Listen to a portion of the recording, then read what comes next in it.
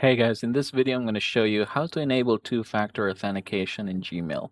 Now first to proceed with this one, I'm going to go ahead and open my Gmail here, click manage your Google account, and from here you have the security and sign in.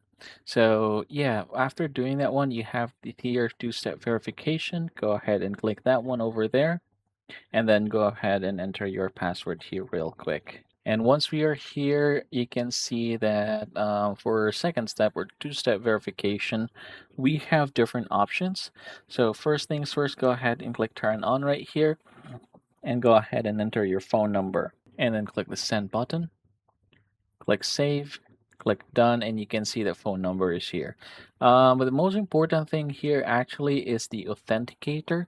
So two-factor authenticator will be this one right here, and then click setup authenticator. So from this point forward, you have to open your Google Authenticator app.